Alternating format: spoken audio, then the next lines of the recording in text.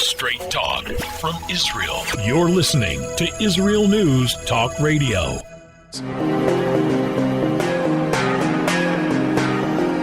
Political Hitman. I'm Howie, your political hitman, here on Israel News Talk Radio. Happy Chanukah. I love doing Chanukah shows, especially when I do radio shows. It's great to do Chanukah shows. And it is a pleasure for me to be with you here on this day of Chanukah. I do appreciate you tuning in, and I'm happy to be here with you. The show is live, which means you can call in.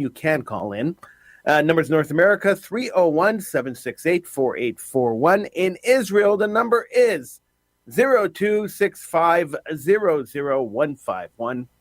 Don't you fret, because if you didn't write those numbers down, they are still available, and they are always available on the website at israelnewstalkradio.com. Not only that, as if you go to the website, israelnewstalkradio.com, you can also click on that chat room button, and I'm in the chat room with you for the entire show. So, it's a double whammy. You could call in and chat with me in the chat room on Israel News Talk Radio. So, Chanukah is one of the most misunderstood holidays of the Jewish calendar. Many non-Jewish friends of ours mistake Chanukah to be as important as Christmas. It is not to the Jews as important as Christmas is to the Christians. But it is an important holiday nonetheless. It celebrates the Jewish liberation from our oppressors. It celebrates the rededication of the Holy Temple, which was on the Temple Mount, the Beit HaMikdash. And it celebrates Jewish sovereignty over their own land. This is an extremely important holiday to Jews. And although it's considered a minor religious holiday, it is a particularly important holiday. But many Jews are still living under oppression. I want to tell you a little bit about that. I also want to talk a little bit about definition of the concept of hero. Every year for the past 20-odd years, I've been asking people, who do you consider a Maccabee? That is going to be the overlying question today.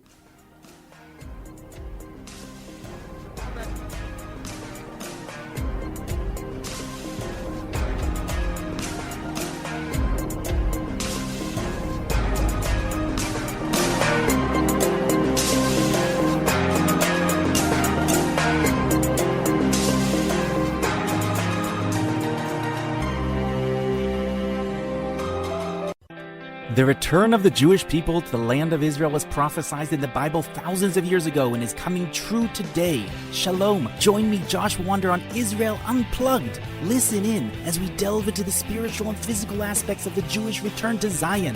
We'll discuss the biblically mandated, historic, and of course practical understandings of this incredible transition from exile to redemption. That's Israel Unplugged, every Monday on IsraelNewsTalkRadio.com.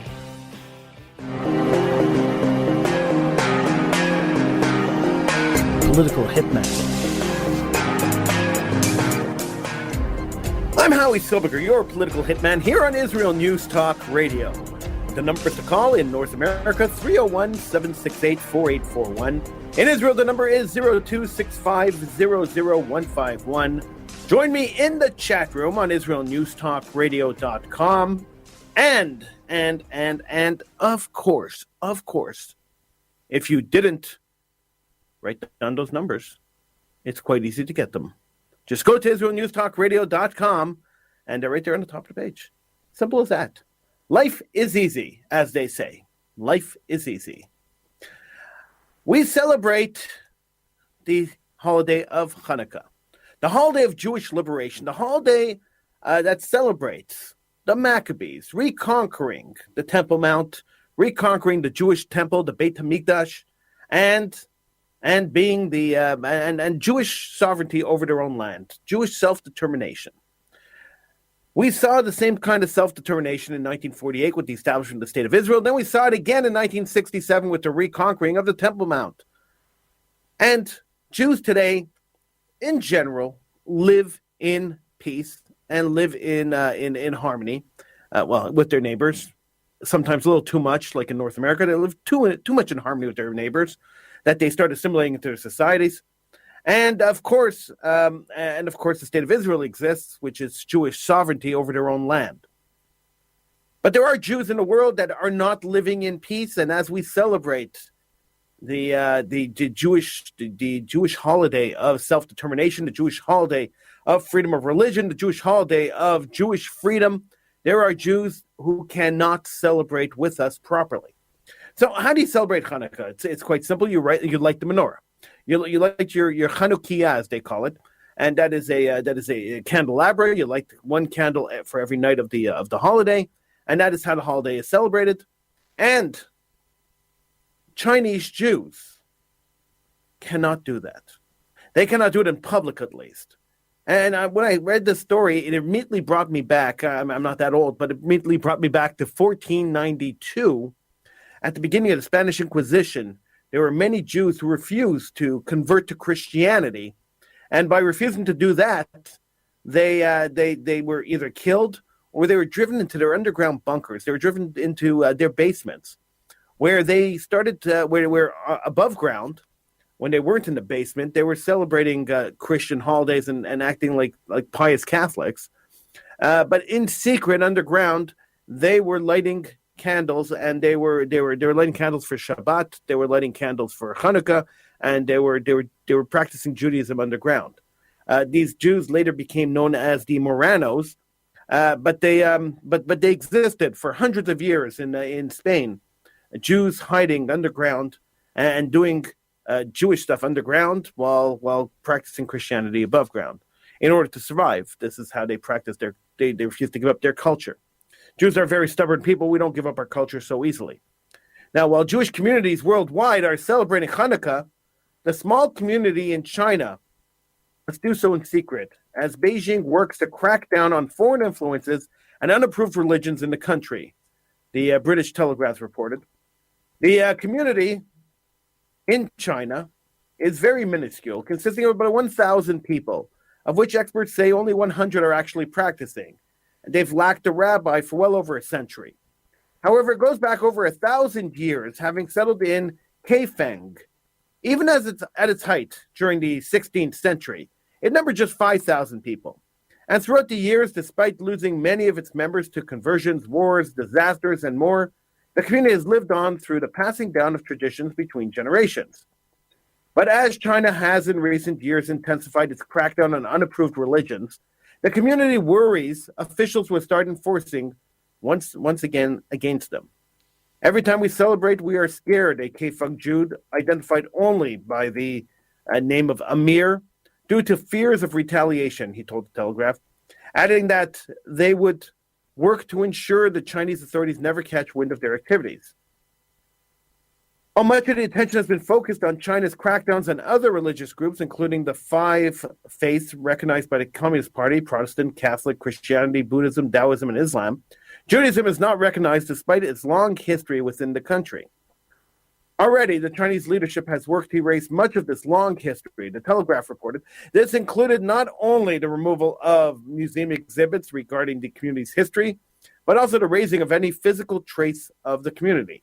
This has included the removing of the remains of a 12th century synagogue, alongside stones with engravings of community tradition and heritage, some which date far back as the 15th century.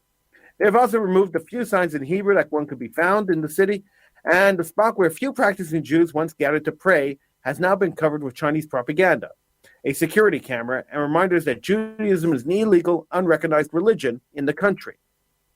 Jews are so terrified they even fear meeting together in public.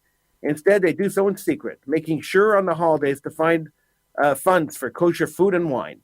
Lacking access to Hebrew Bibles, they use Christian Bibles and simply disregard the New Testament.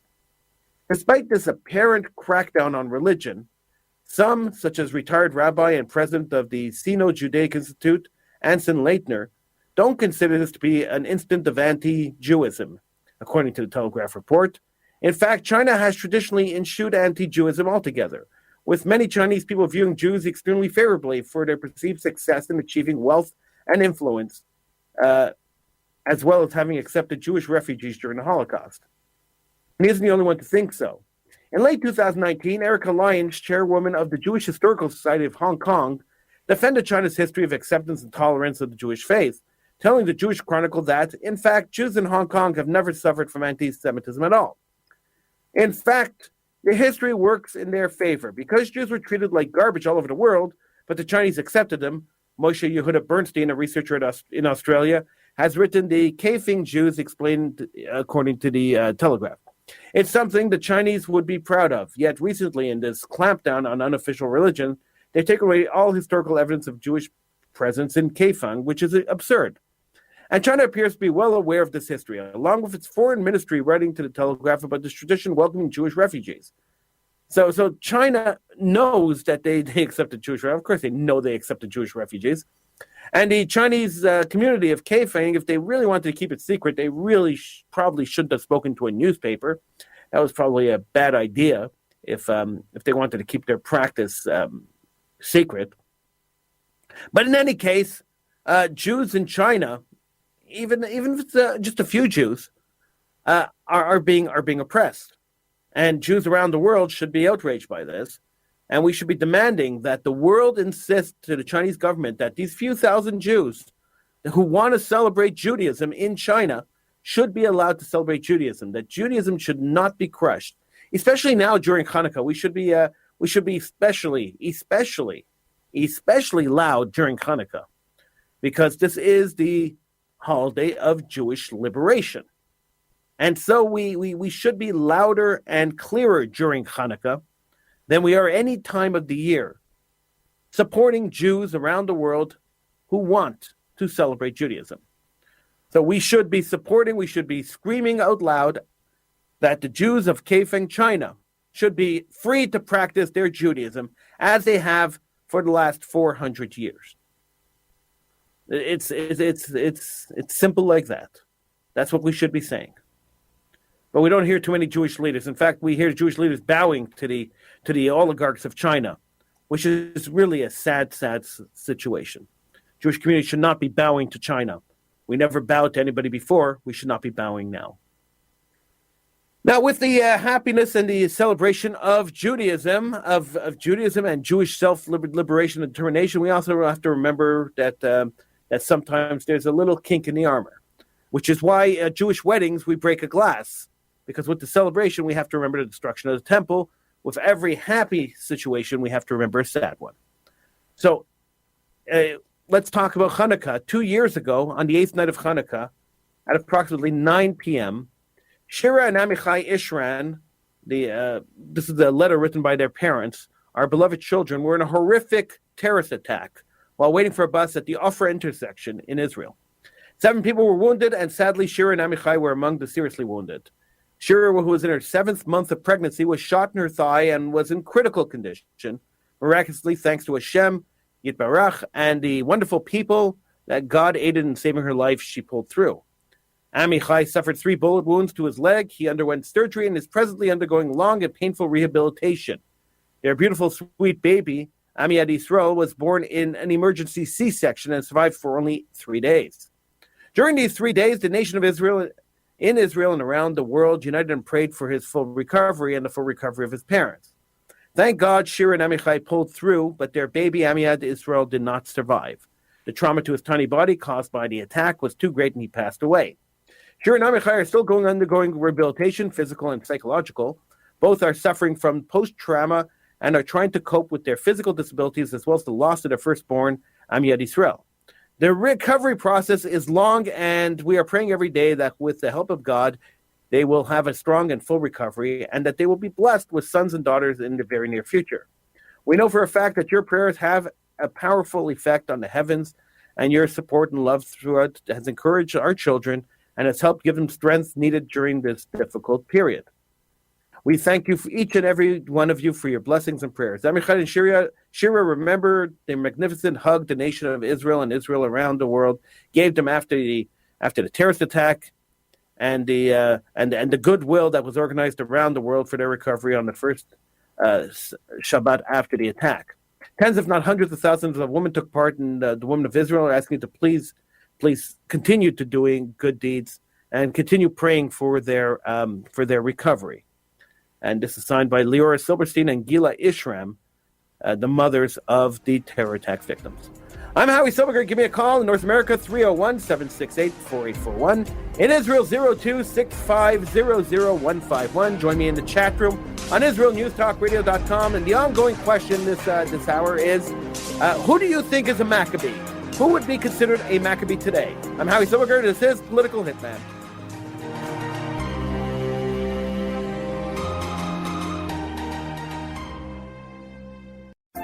Hi everyone, this is Andrea Simento from Jerusalem, inviting you to drop everything and join me on my show, Pull Up a Chair. We'll visit this week's quirky stories, meet fabulous guests, and discover my Israel. Together we'll laugh, shout, and explain the topics that make us say, hey, we've got to talk about that.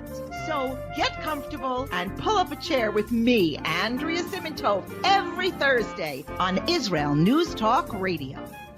Psalm 23, the Lord is my shepherd, I shall not want. Did you know this psalm and many others were composed by a Jewish shepherd and musician who later became a king? Would you like to know some of the inner meanings of psalms to help you connect with God and strengthen your soul? An exciting and easy-to-read book is now available which will help you do just that. Software for the Soul, Psalms for Everyone, available on Kindle, Audible, and Amazon.com. Software for the Soul.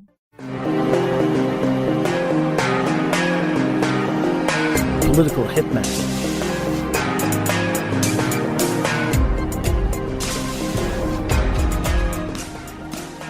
I'm Howie Silberger, your political hitman, right here on Israel News Talk Radio. You can join me in the chat room on IsraelNewsTalkRadio.com. You could call in. The numbers in North America, 301-768-4841. In Israel, the number is 02-650-0151. You can always get those numbers on the top of the page on IsraelNewsTalkRadio.com. So we are celebrating Chanukah, and I'm always happy to celebrate Chanukah. It's a great holiday. I love the holiday of Chanukah, the latkes and the donuts, and the commemoration of the fact that Jews were once a strong people. That at one time, an oppressor came to the Jewish people and said to them, you can't practice your religion anymore. In fact, we're going to wipe you off the face of the earth. And there were Jews like Judah Maccabee who got up and said, no way, we're not going to allow that to happen. And they waged a war on the oppressors and won and liberated their land and rededicated their temple. This is the celebration of Chanukah in a nutshell.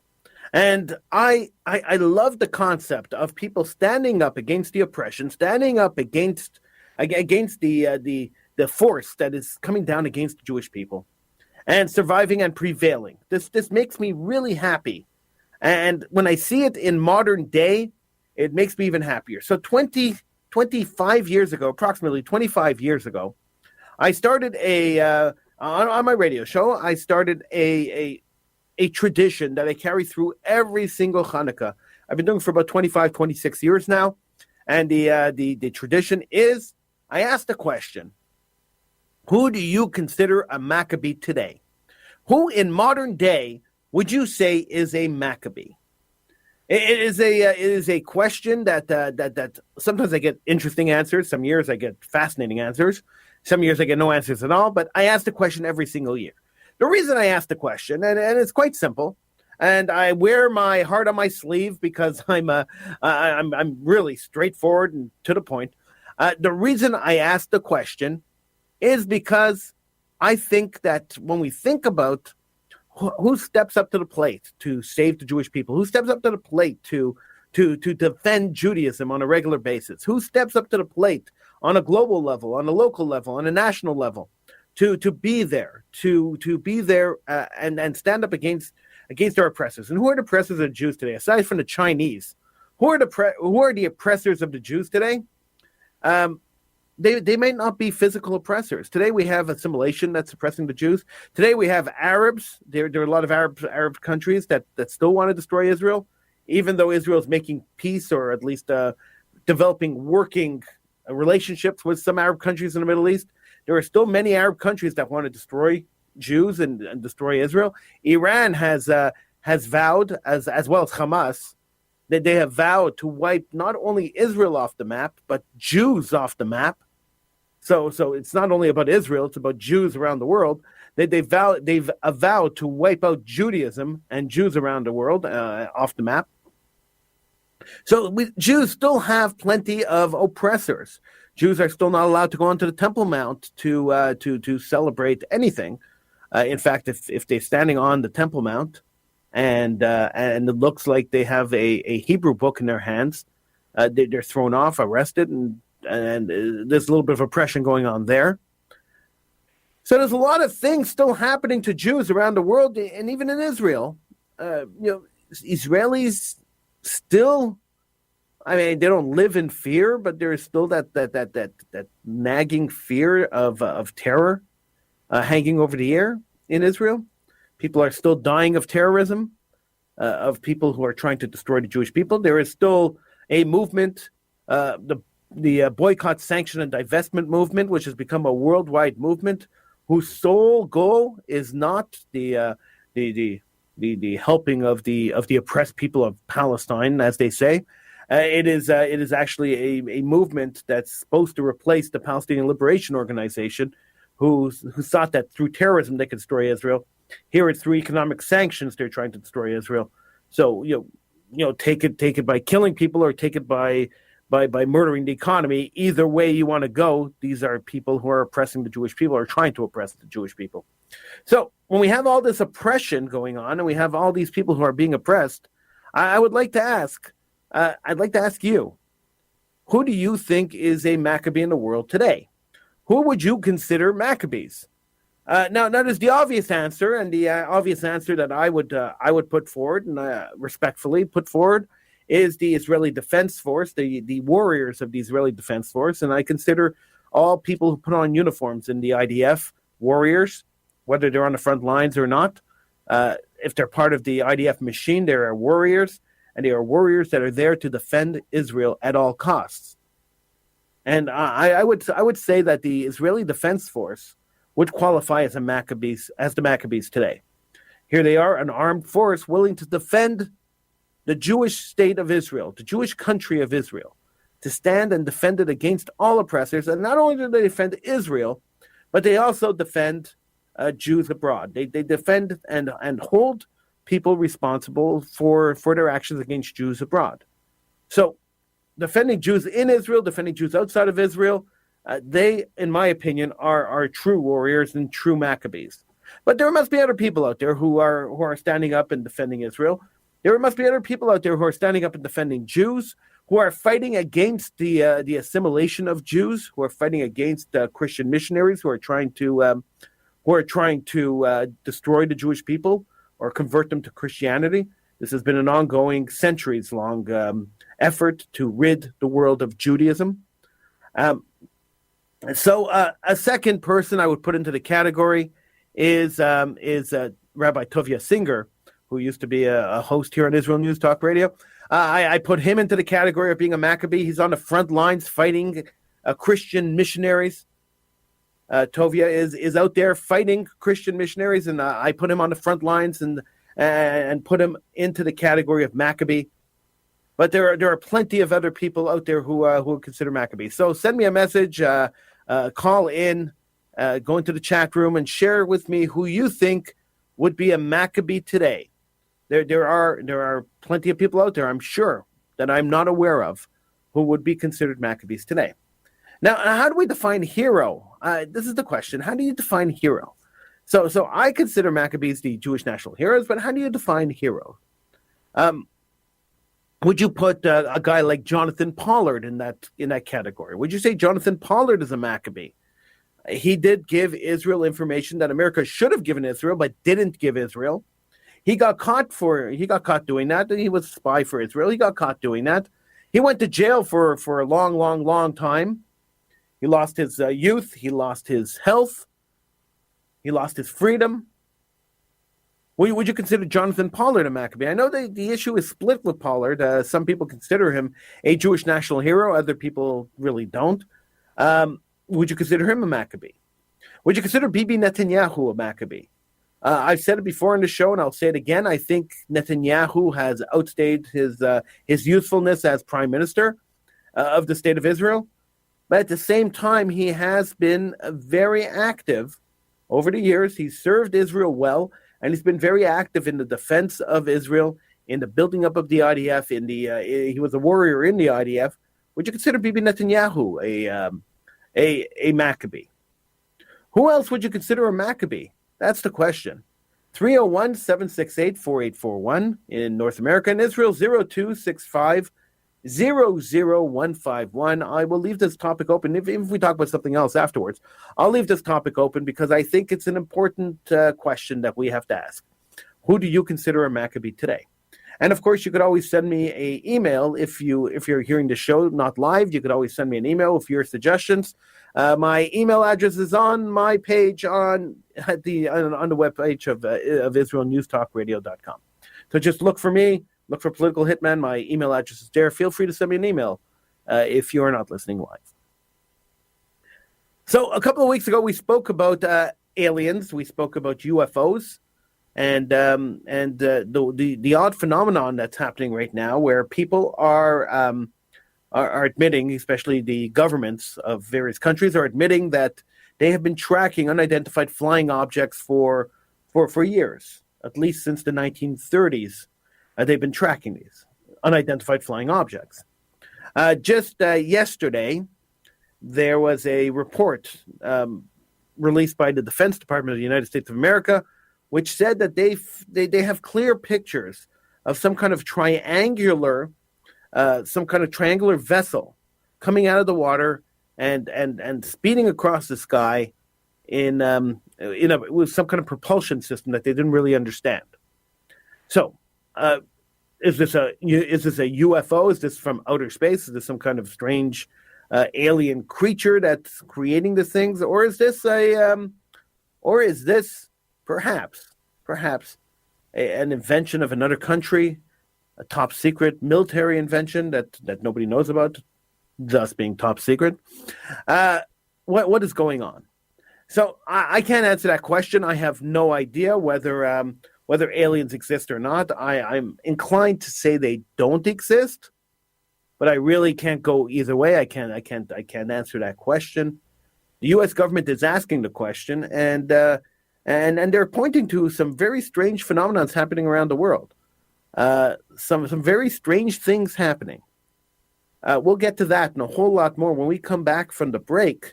You're listening to Political Hitman here on Israel News Talk Radio. You could call in North America. The number to call is 301-768-4841. In Israel, the number is 0265-00151. You can join me in the chat room at IsraelNewsTalkRadio.com. The question of the week, this is the ongoing question, is who do you consider a Maccabee? You can call in with your answer. You can send me a message. You can send me an email. I'm Howie Silverger. This is Political Hitman on Israel News Talk Radio.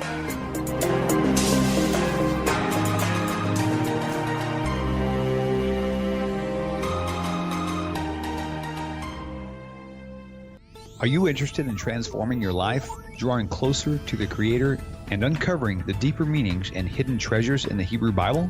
Then join me, Rav Yitzhak Michelson, And me, William Hall, on the Science of Kabbalah, where we are seeking to narrow the gap between what we understand of our physical and spiritual worlds. So make sure to tune in every Tuesday at 5 p.m. Israel time, 10 a.m. Eastern Standard Time, here on Israel News Talk Radio.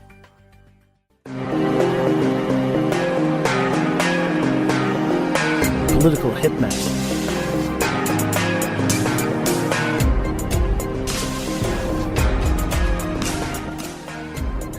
I'm Howie Silverger. This is Political Hitman. Happy Chanukah. You could join me in the chat room at IsraelNewsTalkRadio.com. You could call in to this live broadcast. In North America, 301-768-4841. In Israel, 0265-00151. I am a little perplexed. And I like the word perplexed. I like using the word perplexed. I'm a little perplexed by this talk about aliens. and this talk about UFOs and unidentified flying objects and strange things happening, strange phenomena happening. I have been a little obsessed, I'll admit it. I've been a little obsessed about these monoliths, these tall silver structures that have been appearing around the world. I've seen at least 30 articles saying that in this town or that town, in this country and that country, these strange metal pillars have appeared and then disappeared. There has been really no explanation as to what these pillars are or why they've been appearing and disappearing around the world. And I have no explanation for it either. I still don't understand why people haven't taken hammers to them or taken saws to them and tried to cut them open and see what's inside them, or put up cameras to see who is taking them up and putting them down and where they're going, put a tracking device on them. I mean, we have the technology today to track this stuff. I mean, there is satellite technology taking pictures all the time of the world, taking pictures and video of the world all the time. So I don't understand why this is still a mystery, but it is a mystery. And I kind of like mysteries. I kind of like the great mysteries of the world, even though with technology we are kind of solving them all. It's a little disappointing when we solved them all. I was very disappointed when they found the Titanic. I was very disappointed when they discovered different things and debunked some of the myths that I grew up with, only because I kind of like the idea that we don't understand everything that happens in the world, nor should we understand everything that happens in the world. I'm a strong believer in that God works in mysterious ways, and humans are there to serve God, but we're not there to understand everything that happens. And so I'm big on the concept of I don't need to know and understand everything that happens in the world. My mind isn't big enough. My mental capacity isn't big enough to understand everything in the world. So I'm fine with that. I'm okay with that. A lot of people aren't, but I'm really okay with that. But something strange happened this week that I would like to share with you. It is a very, very, very strange story. And I want to share it with you because when I saw it earlier in the week, I said, I have to share this on this show because this is really, really weird. In Mexico, a man found a coin. Now, nobody's covered this story. I haven't seen this covered in very many newspapers, but let's take a look at the story. Very briefly, we'll look at this one. For a long time, there was this concept of alternative universes. It's been used for plots for a novel or simply a story or a movie. But there are many people who wonder what their life would be like in a parallel universe, or if there is an alternate version of themselves in another dimension. For scientists, they've also spent a lot of time investigating the potential of alternate realities for decades. Over the years, scientists have exposed multiple theories, some of which have real evidence to back them up. So if any of these theories is correct, there is a universe somewhere different from ours. One of the most popular theories of an alternate universe is the string theory. Now, according to this theory, we live in a multiverse of 9 dimensions, with only 3 dimensions visible to us. Since we only exist in 3 dimensions, our universe would look flat, like a sheet of paper. On the other hand, the way in which the other dimensions would expand would be among the timelines and possible situations. That said, alternate versions of our world could be almost identical or totally different. However, it is only about theories. But what will happen if someone discovers evidence of the existence of a parallel universe? So there's a video posted on YouTube which shows a man who claims to have discovered a Nazi coin, apparently from the year 2039. Now, the video appeared on YouTube. We, of course, are in the year 2020. 2039 is not for 19, well, almost 18, a little less than 19 years from now. We are, and this video appeared on YouTube, which means that we have to take it with a little bit of a grain of salt because it could be fake. But it's interesting nonetheless to talk about. Apparently, the mysterious coin was found by Diego Alvarez in a work in Mexico. Alvarez explains that what caught his attention was that when he read the inscription and saw the date in the Reichsmark was 2039. It had the symbol of the Nazi Party and the eagle and the swastika, and a few words written in Spanish that said New Germany, Nazi coin of the year 2039. Now, in Mexico, there is a state called Nueva Almería, located in the municipality of La Concordia, the state of the Chiapas. It's also known that there is no record of the arrival of any Nazi currency. Now, on the back side of the coin is the Iron Cross and the phrase Alle in einer Nation, which is translated as all in one nation, a motto that would perfectly serve a country that has dominated the world. As the new video has gone viral on the internet, many conspiracy theories have claimed that it is a coin from an alternative future where Nazis conquered the world, developed time travel, and sent money back to the past, where certain currencies ended up in our reality. Others argued that this is new evidence of time travel, a test that shows how Germany will be the key country in the imminent Third World War that is unfolding in Syria. They also added that the Nazis living in secret in Antarctica will join the Germans of the Fourth Reich. Now, so the question is this really a coin from the year 2039? So, in the first place, there's no way of knowing if the year 2039 is written on the coin, or at least not with the images provided. The number 39 is clear, but it could be the year 1939 because the currency has supposedly been sent to a university for examination. We cannot know if the date that is written until the results are revealed. Then, if it's a coin, a silver coin supposedly from the year 2039, if we're an electronic device or electronic currency, there would be no doubt. However, we're talking about a nation that has managed to achieve travel over time and continues to use silver as a currency in the year 2039. So, could this be real? Probably not. What could be the explanation? First, there's an inscription in Spanish that says New Germany. Mexico was never an ally of Nazi Germany. One explanation could be that it could be treated as a commemorative coin, but Mexico and Germany didn't have any kind of alliance. Moreover, Mexico declared war on Germany in 1942. In addition, there is no known Nazi coin that has the inscription Alle in einer Nation. So, if it's not a montage, it's certainly a very strange coin, even if it doesn't come from the future or parallel universe. The truth is that there are strange stories about Nazis, the hidden connections of Hitler and the supernatural, the Nazi bell, which is supposedly a time machine, psychic killers or super soldiers are well known.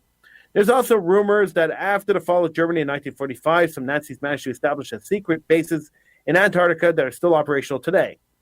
Perhaps the only explanation is that the Antarctic Nazis managed to develop trips in time or managed to travel through different realities. Have we found a Nazi coin that shows the existence of a parallel universe where the Nazis won the Second World War and developed trips in time? Is it a commemorative coin? Or maybe it's a montage? Or maybe it's a fabrication? In any case, I thought it would be fun to share the story because I think these kind of stories are kind of ridiculous and a whole lot of fun to talk about. So, if there is a parallel universe, if the Nazis somehow survived and ran a secret base in Antarctica, if every conspiracy theory that we heard about Nazis is true, and the Nazis developed coinage in 2039 and managed to send it all back to 2020, we will probably never know. But my guess is, and this is purely a guess, but it's an educated guess, that this is a fabrication, that this is a hoax, and that we shouldn't take it too seriously. So I wanted to share it as a fun story on this Chanukah, as a fun story to think that maybe in an alternate universe, maybe life is a little strange. But here we are. We are in the current universe. We are in 2020. We are living in a time where Judaism is on the waning side. It's on its way down in North America. In a time where Jews in Israel are under constant attack. It's a time where Jews in China are being oppressed. Here in 2020, we must stand up and we must fight for freedom. We must fight for the liberation of the Jewish people, even though we have the state of Israel, the continued liberation of the Jewish people. We must fight for Jewish survival of the nation and the religion. We must continue the fight for Torah. We must continue to fight for truth. We must continue to fight for morality. We must continue to fight for Jewish freedom and liberation everywhere. We must continue to fight to get Jews from everywhere to move to Israel, to come home, to be in their land, to be in their country, to live and to love the Jewish people and the Jewish religion. We must continue to fight for the word of God and the will of God. We must continue to fight for Jews to accept the word of God, to practice the religion of God, to practice the lifestyle that God has given the Jewish people. We must light the candles and spread the light among the nations. We must light the candles and let the light shine. Let the light of Judaism shine amongst the nations and amongst the Jewish people. Let the lights of the menorah bring you back. Let the lights of the menorah remind you that we are Jews. We don't have to be like everyone else. Being different is good. Standing up for our rights is great. I am Howie Silberger. This is Political Hitman on Israel News Talk Radio. I'll see you again next week. Thanks for listening.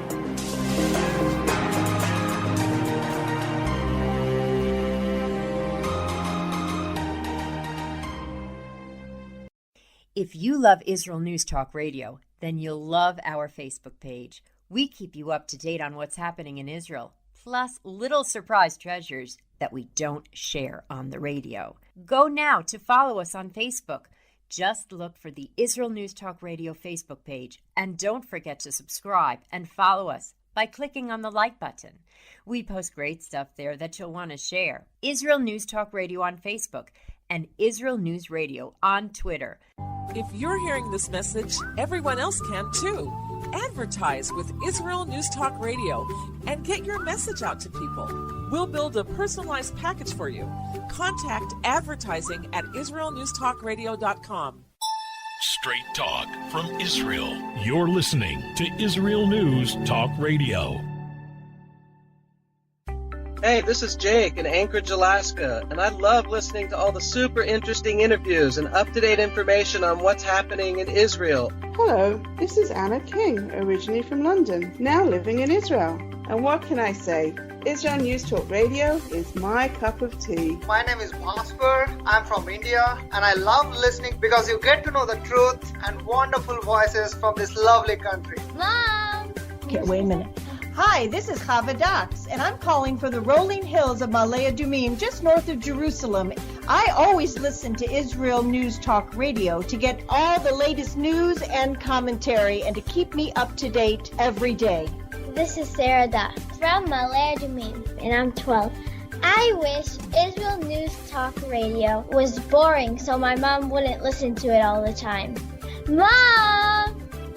You're listening to Israel News Talk Radio. News, opinion, and more. You're listening to Israel News Talk Radio.